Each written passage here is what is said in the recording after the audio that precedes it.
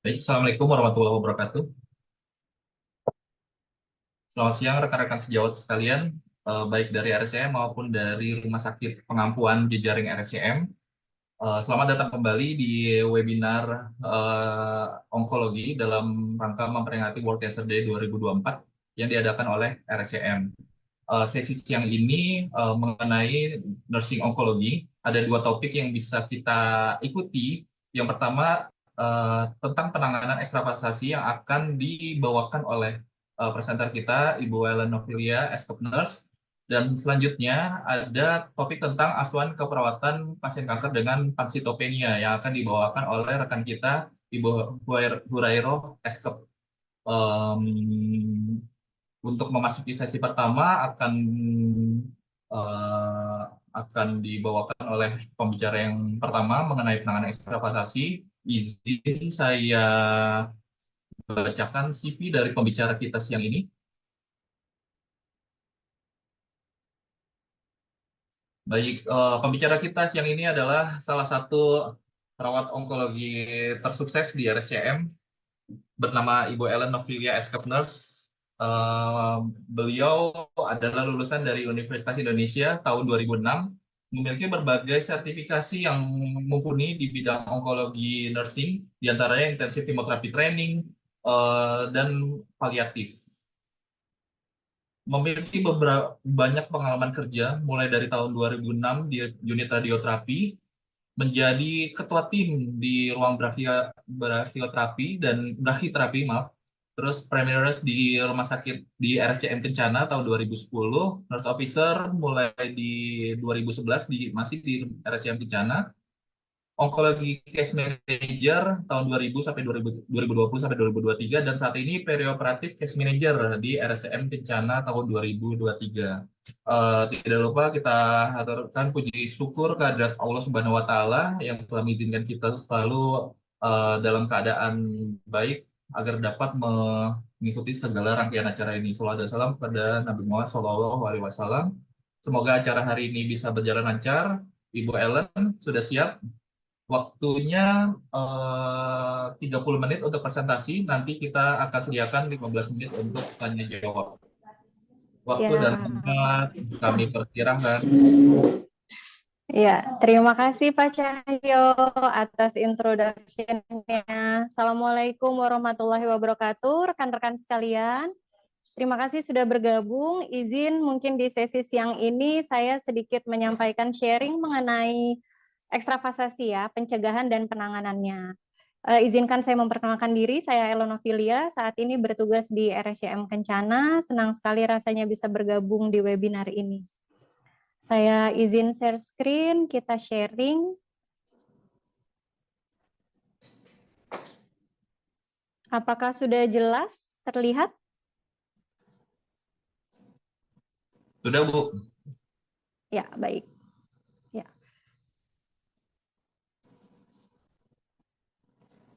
Untuk materi kali ini, kita membahas mengenai ekstravasasi. Ada beberapa tujuan.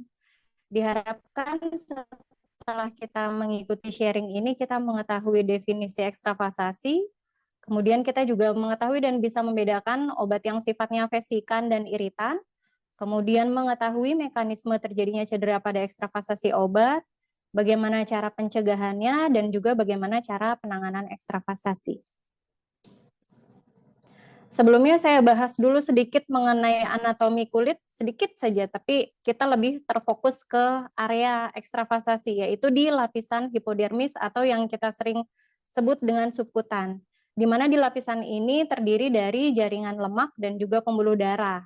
Disinilah letak vena superficial yang menjadi akses IV terapi, dan tentu nanti terjadi ekstravasasi kalau misalnya tidak kita tangani dengan baik.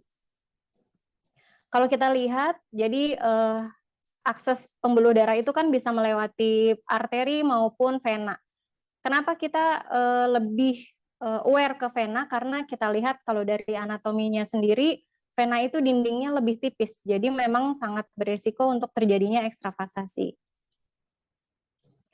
Nah, sebelum masuk ke ekstravasasi, ini istilah-istilah yang kita sudah familiar sebelumnya, yaitu ada infiltrasi, kemudian ada plebitis. Kalau infiltrasi itu adanya kebocoran atau keluarnya cairan obat dari vena. Kemudian bisa juga terjadi kesalahan area penyuntikan ke jaringan yang sehat,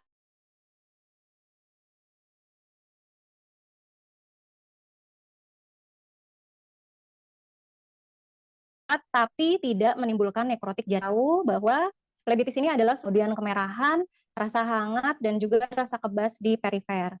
Dan flebitis ini juga dapat membentuk trombosis, etiologinya yang kita tahu ada chemical, mekanik, dan juga bakterial. Sekarang kita lanjut ke istilah ekstravasasi. Tadi kita sudah membahas infiltrasi, kemudian kita membahas flebitis. Sekarang ekstravasasi. Apa itu ekstravasasi? Nah, sebelumnya kita harus tahu dulu pendahuluannya.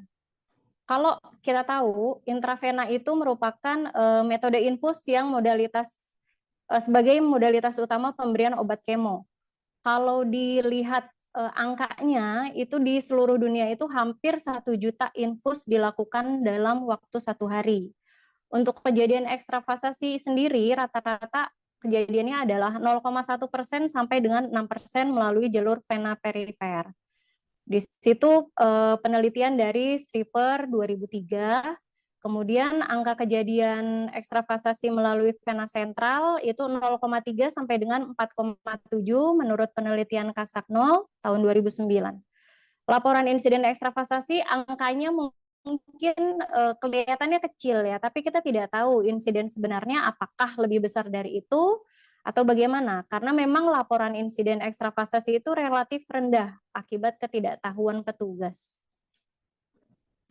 Sekarang definisinya yaitu kebocoran atau keluarnya cairan obat kemoterapi. Kita saat ini membahas ekstravasasi kemoterapi ya, bisa juga ada ekstravasasi obat lain selain kemoterapi. Definisi ekstravasasi di sini yang akan kita bahas adalah kebocoran obat kemo dari vena ataupun kesalahan area suntik ke jaringan yang sehat, yang mana akan menimbulkan blister atau lepuhan di kulit dan mengakibatkan nekrotik jaringan. Jadi ini bedanya dengan infiltrasi ya. Kalau infiltrasi tadi tidak menimbulkan nekrotik, tapi kalau ekstravasasi itu akan menimbulkan nekrotik jaringan. Jenis obatnya itu ada beberapa macam untuk obat kemoterapi, tapi di sini kita hanya berfokus pada 2 obat yang wajib kita ketahui. Yaitu yang pertama adalah vesikan, di mana obat-obat vesikan kemoterapi ini berpotensi menyebabkan lecet, lepuhan, ataupun nekrosis jaringan apabila terjadi ekstravasasi. Jadi kita harus aware terhadap pemberian obat-obat vesikan, karena ini yang memang mengancam terjadinya ekstravasasi. Kemudian yang perlu kita tahu juga ada obat iritan, di mana obat ini dapat berpotensi menyebabkan flebitis, inflamasi ataupun tanpa inflamasi, tapi tidak menyebabkan nekrosis jaringan. Jadi coba teman-teman pikir, kalau misalnya ada protokol kemo dengan beberapa obat yang berbeda jenisnya, mana yang mau kita masukkan terlebih dahulu? Apakah kita masukkan yang vesikan dulu atau yang iritan dulu? Yang berkomentar boleh di kolom chat ya. Kemudian selain 2 jenis itu, kita ada juga jenis eksfolian, jenis inflammatory, dan juga jenis obat netral. Tapi yang saya bold di sini adalah vesikan dan iritan. Kalau teman-teman bertanya apa aja sih yang masuk obat iritan dan apa saja yang masuk obat vesikan, di sini ada tabelnya, ada beberapa obat. Ini juga di SPO juga sudah ada ya, di literatur juga banyak sekali membahas ini. Untuk obat vesikannya sendiri yang mengakibatkan nekrosis jaringan, menurut EONS Clinical Guideline tahun 2007, dia dibagi 2 kelompok besar, yaitu DNA binding dan non-DNA binding. Kenapa harus dibedakan 2 kelompok besar ini? Karena nanti ini akan menentukan tata laksana ekstravasasinya. Apakah dilakukan langkah ini maupun langkah itu ya. Jadi beda penanganan antara DNA binding dan DNA non-binding. Ini yang harus diterapkan dalam SPO di instansi rumah sakit kita masing-masing. Jadi harus ada guideline bagaimana cara menangani jika terjadi obat ekstravasasi jenis yang ini. Untuk DNA binding sendiri ada beberapa jenis yang termasuk di dalamnya, yaitu ada alkylating agent, kemudian golongan obat antrasiklin, dan juga ada beberapa obat lainnya. Untuk golongan non-DNA binding, ini yang termasuk di dalamnya ada golongan vinca alkaloid dan juga golongan taksan. Faktor-faktor resiko terjadinya ekstravasasi ada beberapa faktor ya. Kita yang pertama bahas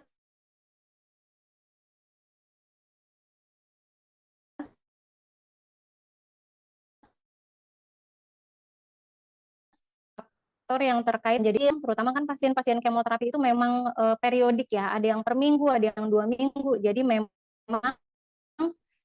riwayat pemasangan IV-nya itu berulang-ulang.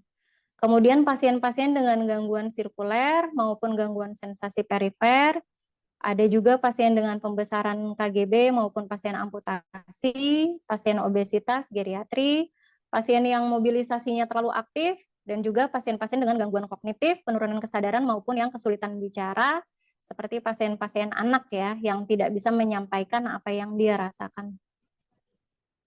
Untuk faktor yang terkait prosedurnya, yang pertama adalah staf yang kurang terampil, kurang kompeten, ataupun kurang berpengalaman. Kemudian saat dilakukan penusukan, itu dilakukannya berulang kali.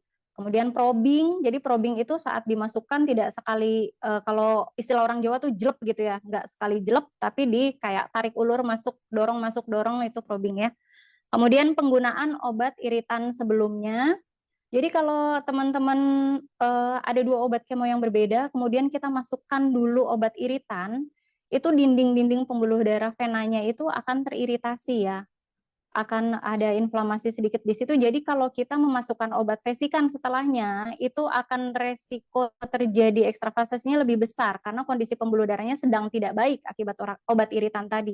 Jadi sebaiknya kalau memasukkan obat kemo, kita lihat dulu golongannya. Alangkah baiknya kita masukkan dulu yang vesikan, kemudian baru yang iritan setelahnya. Kemudian pemberian obat dengan high flow pressure ataupun bolus ya.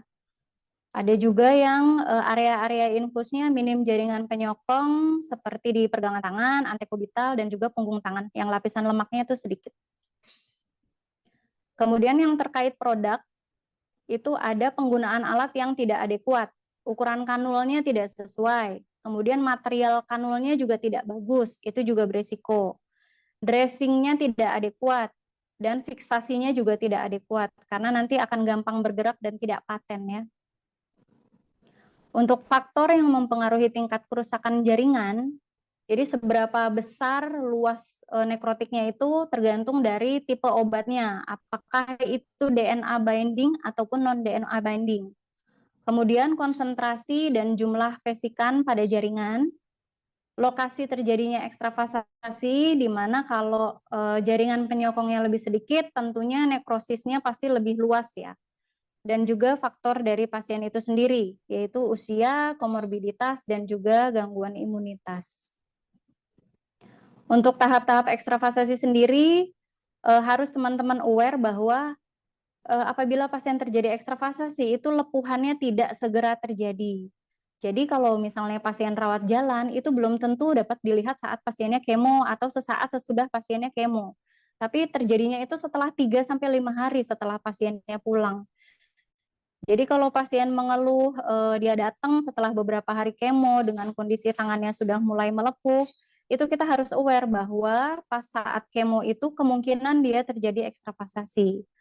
Kemudian kalau dibiarkan setelah 2 minggu bisa terjadi kulit mengelupas, 2-3 minggu bisa terjadi nekrosis jaringan, kemudian terjadi kerusakan tendon, saraf, sendi, dan pada akhirnya mengakibatkan gangguan sensori, bahkan kecacatan ataupun hilangnya anggota tubuh. Jadi kalau tidak kita tata laksana dengan baik, ini efeknya akan mengakibatkan cacat permanen ya. Kalau di golongan insiden itu termasuk ke insiden sentinel. Untuk grading sendiri, ternyata ekstravasasi itu ada gradingnya. Grading yang pertama yaitu dia asimptomatik, jadi tidak menyebabkan gejala apapun. Yang kedua, itu terjadi eritema disertai dengan beberapa gejala. Ada udem, kemudian pasiennya juga mengeluh nyeri, kemudian terjadi plebitis. Grade yang ketiga, mulai timbul ulkus ataupun nekrosis. Ada mulai timbul kerusakan jaringan, di sini sudah ada indikasi intervensi pembedahan, biasanya dikonsulkan ke bedah kulit bedah plastik biasanya pasiennya ataupun ke vaskular. Kemudian grading keempat ini sudah mulai mengancam nyawa dan perlu intervensi sito, bahkan sampai ke grading kelima kematian kalau tidak ditangani dengan baik. Untuk dampaknya sendiri, ini ada dampak minimal sampai dengan dampak maksimal. Jadi kalau minimal sekali mungkin terjadi kerusakan jaringan, infeksi. Nanti untuk dampak-dampak selanjutnya terjadi lagi gangguan pergerakan ekstremitas, kemudian memerlukan intervensi bedah, terapi kankernya harus ditunda, pasiennya menambah cemas, loss-nya memanjang, biaya perawatan meningkat sampai dengan tuntutan hukum. Jadi kelihatannya sepele, kejadiannya kecil, sangat minim, tapi efeknya itu luar biasa bahkan bagi rumah sakit.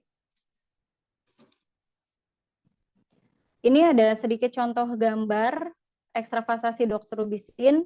Jadi kalau kita lihat gambar pertama ini ada perubahan kulit 2 hari setelah insiden ekstravasasi.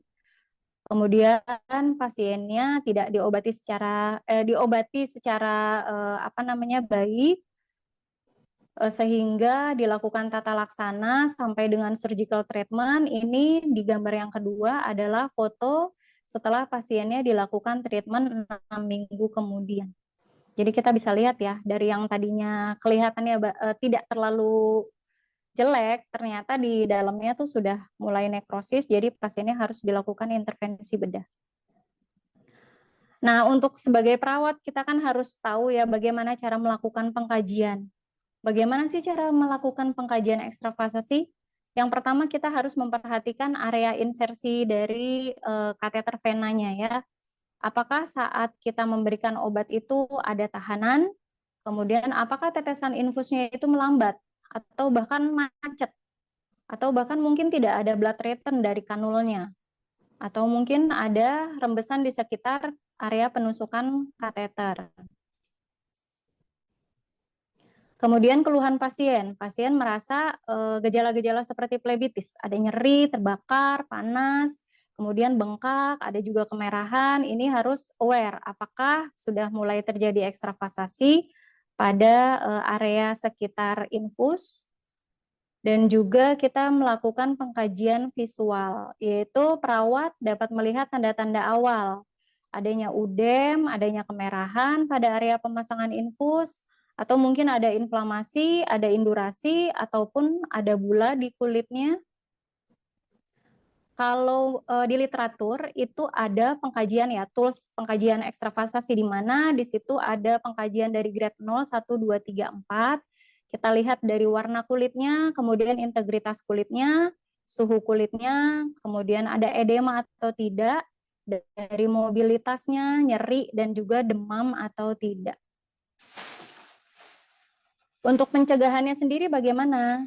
Karena pasien-pasien kemo itu memang sangat berisiko ekstravasasi, jadi perawat memang harus tahu sekali, harus tahu benar bagaimana cara mencegah ekstravasasi. Yang pertama adalah pintar-pintarnya bagaimana kita memilih vena yang baik. Kita harus menghindari insersi pada vena-vena yang pendek dan vena yang kecil. Kita juga harus hindari area-area yang dekat sendi, dekat tendon maupun dekat arteri. Karena kalau timbul kerusakan itu akibatnya akan lebih fatal. Kita juga hindari fosa-fosa antekubiti ataupun punggung jari tangan dan insersi pada area kaki. Hindari juga vena-vena pada area radiasi karena area radiasi itu pasti akan timbul luka, kemerahan dan lain sebagainya akibat dari efek radiasi itu sendiri. Kemudian kalaupun terjadi insersi berulang, kita harus pilih lagi vena yang lebih proksimal. Jadi jangan pilih vena yang lebih distal. Kemudian untuk pencegahan yang kedua, kita lihat dari pemberian terapinya. Yang pertama adalah kita harus ikuti rekomendasi pabriknya. Kemudian kita atur tetesan sesuai protokol yang diberikan oleh dokter. Dan sebelum melakukan pemberian obat kemo, itu benar-benar harus dipastikan apakah ada blood return-nya atau tidak. Dan blood return ini juga harus dicek secara periodik. Jadi bukan cuma di awal pemberian obat kemo, tapi juga harus dilakukan evaluasi periodik. Kita lakukan flushing dengan normal salin sebelum terapi diberikan dan juga sebelum terapi berikutnya diberikan. Kita lakukan fiksasi yang adekuat, jadi harus benar-benar dipastikan kalau itu aman, karena pasien akan mobilisasi ya, jadi si venanya itu, si kanulnya itu tidak boleh ikut mobilisasi. Dan kalau kita ragu-ragu, lakukan insersi ulang di lokasi yang berbeda, jangan di tempat yang sama, jadi jangan melakukan probing ya. Dan kalau kita melakukan insersi ulang di vena yang sama, itu akan menimbulkan rembesan.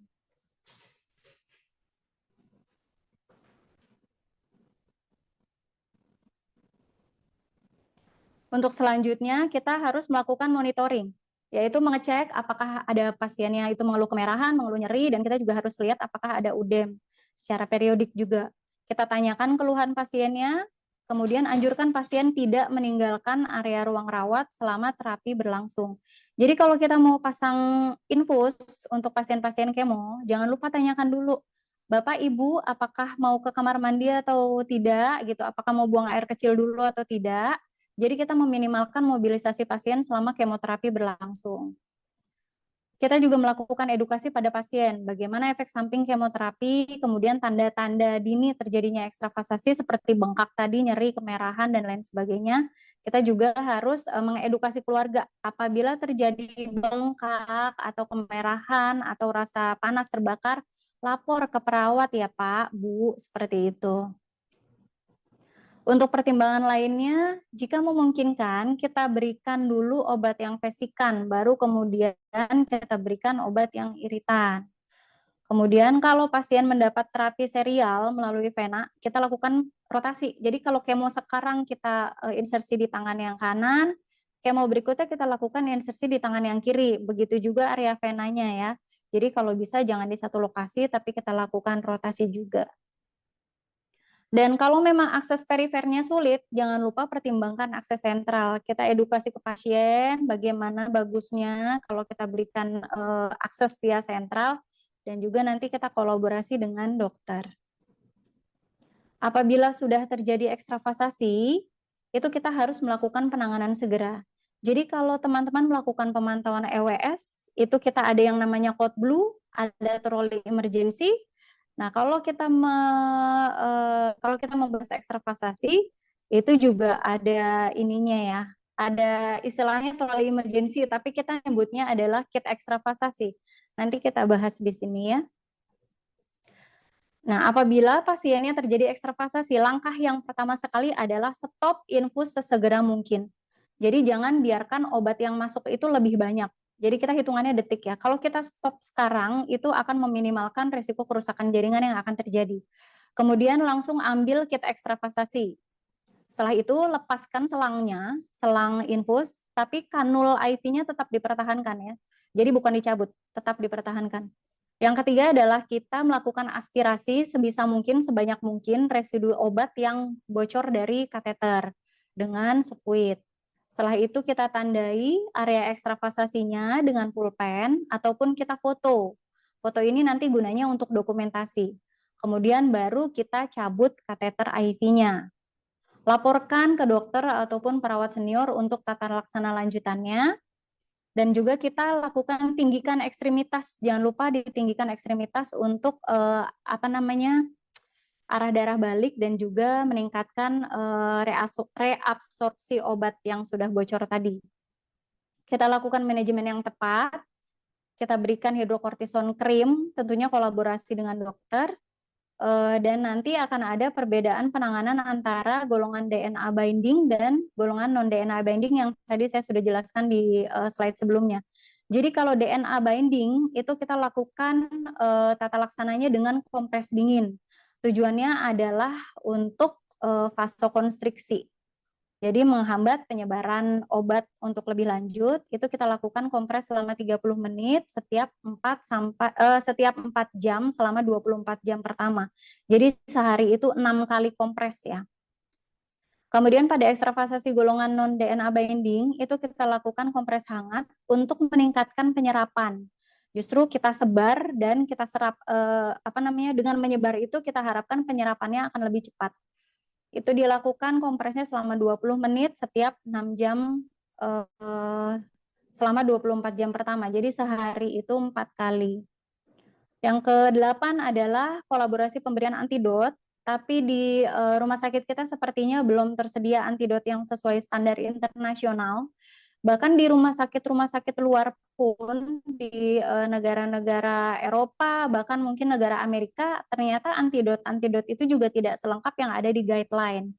Tapi untuk hal ini silakan di institusi rumah sakit masing-masing mengkolaborasikan dengan DPJP atau divisi terkait. Kalau di kami kita kolaborasi dengan hemato-onkologi biasanya. Jadi kita tentukan antidot apa yang tepat untuk pasien. Kalau di kami kita berikan hidrokortison krim untuk tata laksana lanjutannya. Yang kesembilan adalah melakukan dokumentasi. Nah, ini yang tadi saya sebutkan. Jadi troli emergensinya ekstravasasi adalah kit ekstravasasi yang terdiri dari tentunya APD, ada masker, kemudian ada Google, ada sarung tangan nitril yang khusus untuk melakukan kemoterapi ya, jadi bukan sarung tangan karet biasa. Kemudian ada gown, kita juga underpad untuk alas di bawahnya, dan ini hot and cold pack ini untuk kompres ya, jadi dia bisa hangat, bisa dingin. Tergantung, kalau hangat kita tinggal masukkan ke microwave, ataupun kalau cold kita rendam di es sebentar. Kita juga siapkan, Waktu tinggal 2 menit lagi, Bro. oh siap. Kita juga ada kasa steril juga dan juga sprit. Ini untuk antidot yang sesuai guideline internasional. Kemudian di sini ada materi yang bisa teman-teman baca ya. Jadi di sini tuh saya ambil dari ada 2 jurnal yang saya ambil. Di situ lengkap sekali tata laksana ekstravasasinya dan materinya juga di situ banyak. Jadi teman-teman kalau mau baca silakan buka website ini. Untuk dokumentasi, setelah dilakukan tata laksana ekstravasasi, kita juga harus melakukan dokumentasi, yaitu akses intravenanya, berapa yang kita pasang, kanulnya nomor berapa, kemudian area mana yang kita pasang, obat apa yang diberikan, dan urutan pemberiannya, cara pemberian, dan apakah ada blood return atau tidak saat kita melakukan pengecekan. Kemudian untuk area ekstravasasinya juga kita lakukan dokumentasi, kira-kira berapa jumlah obat yang sudah masuk, bagaimana foto pertama setelah terjadi ekstravasasi, kemudian ukuran lukanya, panjang kali lebar, dan juga kondisi area ekstravasasinya. Langkah penanganan yang sudah kita lakukan juga harus kita dokumentasikan, apakah sudah kita lakukan pemberian kompres, pemberian antidot, atau bahkan perlu rujukan atau tidak. Dan tentunya keluhan pasien juga kita dokumentasikan, apa saja edukasi yang sudah kita berikan, instruksi lanjutannya seperti apa, sama didokumentasikan juga nama seluruh tim yang bertugas. Untuk kesimpulan, ekstravasasi bukan kejadian yang sering terjadi, tapi merupakan kejadian yang serius. Kemudian kita juga harus melakukan penanganan yang tepat dan ketahui obat antidot yang tersedia di rumah sakit kita. Buat guideline dan update secara berkala guideline tersebut, dengarkan keluhan pasien, dan biasakan melakukan monitoring infus dan area insersi, terutama saat pemberian obat resikan. Ini referensi yang saya gunakan. Terima kasih sebelumnya. Wassalamualaikum warahmatullahi wabarakatuh. Pas ya Mas Cahyo.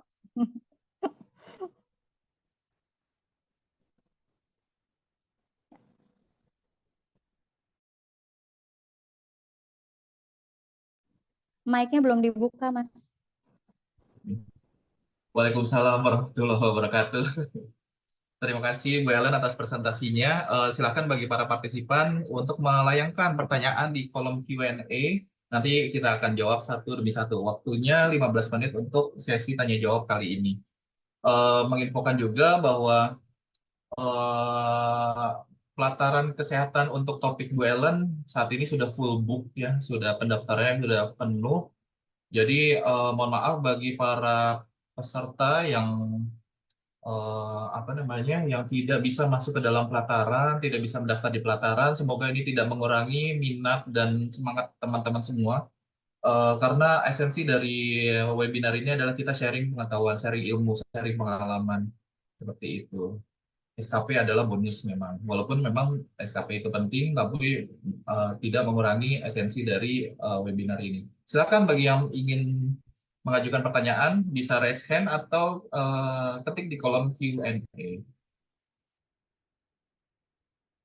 Topiknya sangat menarik sekali mengenai ekstravasasi. Kita tahu bahwa ekstravasasi itu sangat melekat sama pemberian kemoterapi. Jadi biasanya memang ini adalah suatu kompetensi dasar yang dibutuhkan bagi seluruh pihak-pihak yang berkecimpung di pelayanan kemoterapi. Jadi mungkin bagi rekan-rekan sejawat sekalian yang sudah maupun akan membuka pelayanan di kemoterapi, bisa bertanya kepada Bu Ellen, ahlinya di sini, mengenai topik yang sedang dibicarakan.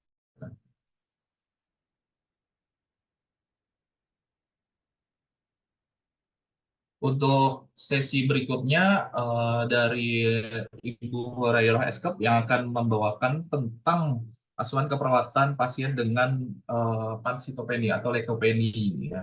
Jadi itu akan dimulai di jam 13.45. Linknya sudah kita kirimkan di kolom chat. Jadi nanti teman-teman bisa langsung menjelang acara langsung klik aja di link tersebut sehingga nanti bisa langsung masuk ke dalam sesinya Ibu Hurairah. Ini ada satu pertanyaan pertama dari Ibu Hesti, Ibu Ellen. Saya tertarik dengan instrumen penilaian ekstravasasi dan aplikasinya. Terlebih ekstravasasi baru akan diketahui setelah 2-3 hari post kemoterapi. Mungkin bisa langsung dijawab. Pertanyaannya apa ya? Ya, baik. Apakah mungkin saya bisa menyimpulkan apakah ada instrumen penilaian pencegahan atau resiko ekstravasasi gitu dan bagaimana cara cara aplikasi instrumen tersebut gitu. Karena Iya, ekstravasasi itu sendiri mungkin tidak mudah untuk kita prediksi dan apalagi betul. perlu diketahui 2-3 hari berikutnya. Silakan Bu. Ya, terima kasih. Ini rekan saya sepertinya yang menanyakan ini. Ibu Hesti, apa kabar? Izin ini saya share screen kembali karena tadi memang takut keterbatasan waktu, jadi tadi nggak banyak disinggung. Sudah terlihat ya, Mas? Ya, terlihat. Share screen ya? Ya. Sebentar.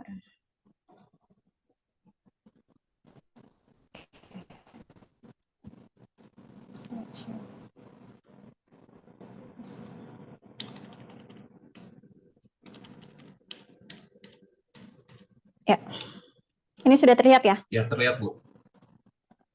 Ya. Jadi di tools asesmen ekstravasasi ini sendiri, memang di rumah sakit kita sendiri juga belum menerapkan ini ya, karena kalau semua hal diterapkan itu alangkah banyak sekali yang harus dilakukan dokumentasinya oleh perawat. Dan mungkin mempertimbangkan karena kejadiannya juga tidak banyak, bahkan mungkin setahun satu juga belum tentu ada kejadian ya. Kalau tahun lalu di RSCM Kencana sendiri ada satu kejadian ekstravasasi sih.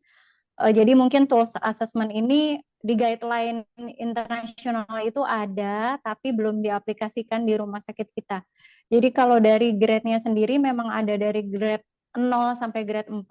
Kalau untuk warna itu kita sudah mulai harus curiga kalau warna kulit di area sekitar area insersi itu pink, karena itu kemungkinan sudah masuk grade 1. Grade 2-nya itu kemerahan, grade 3-nya merah kehitaman, dan di grade 4-nya itu sudah menghitam.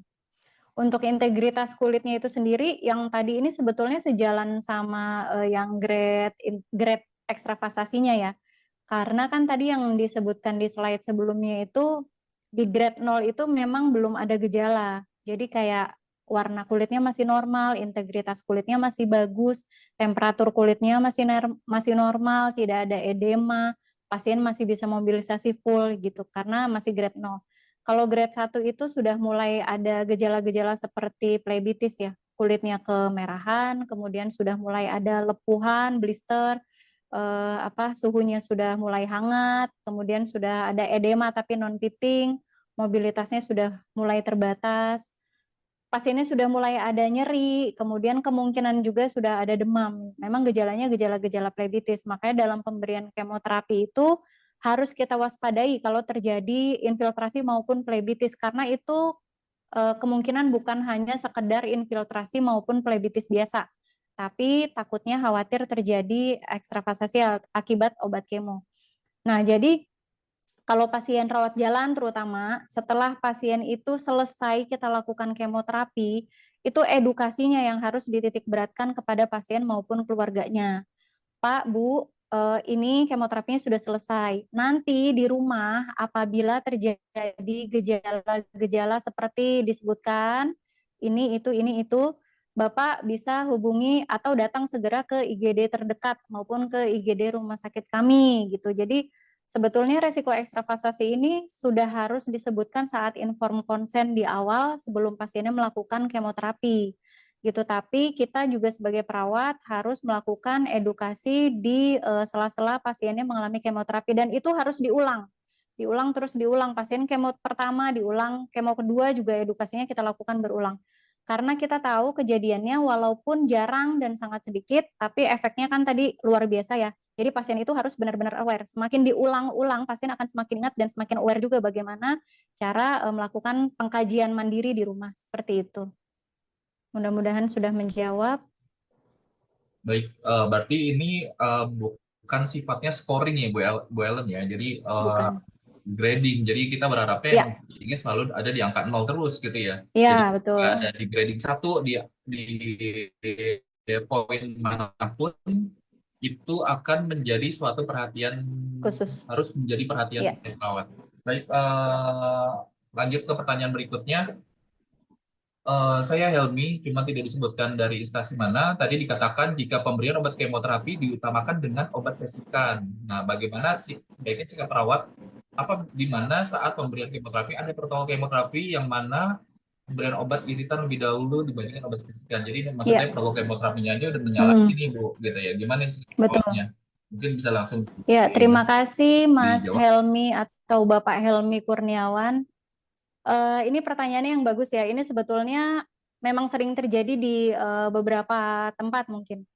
Jadi itu tugasnya kita sebagai advokat pasien ya. Kalau kita sebagai perawat onkologi yang benar-benar cermat, itu setiap protokol yang masuk kita harus cek. Apakah urutan protokolnya sudah benar atau belum?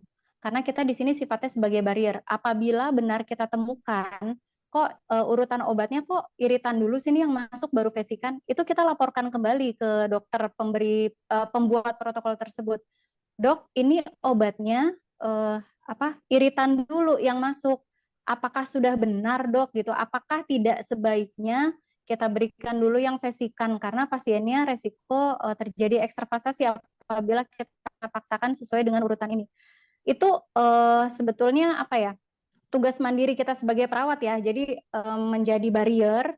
Jadi sehingga itu yang disebut mitra antara perawat sama dokter. Jadi perawat itu bukan hanya mengerjakan tugas mandat maupun mengerjakan tugas delegasi yang diberikan dokter. Tapi ini adalah tugas mandiri kita untuk mengetahui mana yang iritan, mana yang vesikan sehingga kita bisa menjadi advokat buat pasien. Jadi tidak ada salahnya untuk bergaining ke dokter. Dokter juga manusia kok, bisa melakukan kesalahan. Jadi itu tugas kita sebagai barrier. Terima kasih. Baik, lanjut ke pertanyaan berikutnya, menyambung dari pertanyaan dari Nas Hesti, tools assessment ekstravasasi apakah melihat tanda awal terjadi ekstravasasi dulu, atau digunakan jika, melihat tanda awal terjadi ekstravasasi atau digunakan jika sudah terjadi ekstravasasi. Dan kedua, berapa idealnya jumlah kit ekstravasasi dalam ruangan? Iya. Terima kasih Bu Nurdiana, ini senior saya. Senior saya bukan? Bu Nurdiana RSCM bukan? Terima kasih Bu Nurdiana. Jadi untuk tools assessment ekstravasasi ini apakah melihat tanda awal terjadi ekstravasasi atau digunakan jika sudah terjadi? Oh.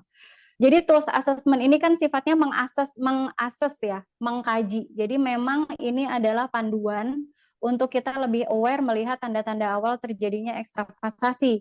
Jadi bukan digunakan jika sudah terjadi ekstravasasi, tidak. Tapi lebih melihat, nih kalau kondisi seperti ini nih udah di grade berapa nih? Tadi yang seperti Mas Cahyo bilang kan, jadi kalau sudah grade 1, mulai kemerahan, mulai nyeri, mulai bengkak nih kita sudah aware apakah benar terjadi ekstravasasi atau hanya infiltrasi ataupun plebitis biasa. Seperti itu, Bu. Kemudian penempatan kit ekstravasasi idealnya berapa? Idealnya 1, Bu, untuk per ruangan.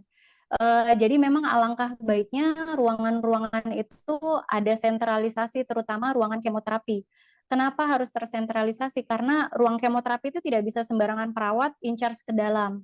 Seperti tadi yang sudah dibahas juga bahwa untuk melakukan pemasangan infus saja yang harusnya sebetulnya PK1 bisa melakukan gitu atau PK0 bisa melakukan, tapi karena ini obat resiko tinggi dan diminta perawat yang sudah kompeten yang benar-benar bisa melakukan, maka sebaiknya memang perawat-perawat yang ditempatkan di ruangan kemoterapi adalah perawat yang sudah kompeten, sudah mahir, sudah terampil dalam melakukan dan memilih vena untuk membuat jalur pemasangan infus. Jadi memang idealnya kit ekstravasasi itu ada di setiap ruangan yang memberikan kemoterapi. Jika tidak ada, boleh rekan-rekan lapor ke kepala ruangannya untuk dikoordinasikan pengadaannya ke bagian farmasi. Gitu. Terima kasih Ibu Baik, Nurdiana. izin mungkin ini pertanyaan terakhir ya, mengingat waktu yang sudah mendekati akhir. Izin bertanya, Ibu Marpuah dari RSUD Kota Tangerang. Wah, apa kabar Bu Marpuah? Apakah ekstravasasi hanya terjadi buat kemoterapi saja? Kalau dipasang infus misalnya KCL terus bengkak sampai bisa melepuh tuh kalau misalnya KCL dan dikatakan plebitis karena belum terjadi 48 jam dipasang infusnya. Terus penanganannya seperti apa ya untuk KCL tersebut? Silakan. Terima kasih Bu Marpua. Apa kabar RSUD Kota Tangerang, rekan-rekan dari Tangerang. Semoga sehat selalu. Terima kasih sudah menyimak webinarnya. Untuk ekstravasasi itu tidak hanya obat kemoterapi saja, tapi obat-obat seperti obat kontras yang digunakan dalam CT scan atau MRI itu kan konsentrasinya tinggi, jadi itu juga bisa membuat ekstravasasi. Bahkan di RSCM sendiri kita juga ada SPO khusus untuk penanganan ekstravasasi yang diakibatkan oleh obat-obat kontras selain obat kemoterapi ya.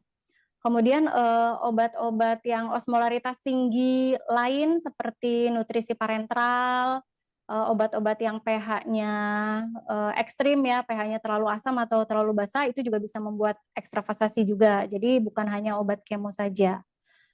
Kalau dipasang infus kecil terus bengkak sampai melepuh dikatakan plebitis tapi belum 48 jam, penanganannya seperti apa? Langsung di stop dan dipindahkan Bu.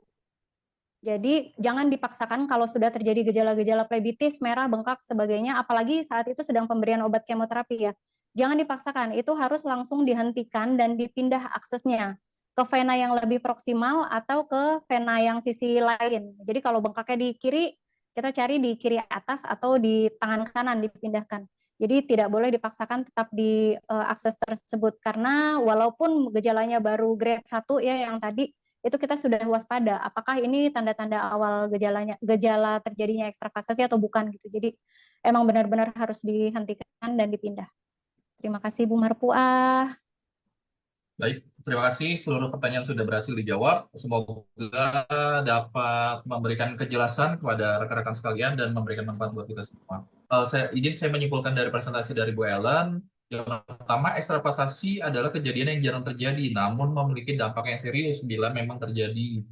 Penting untuk dilakukan pencegahan dengan baik, monitoring obat vesikan ketika pemberiannya, dan dengarkan keluhan pasien.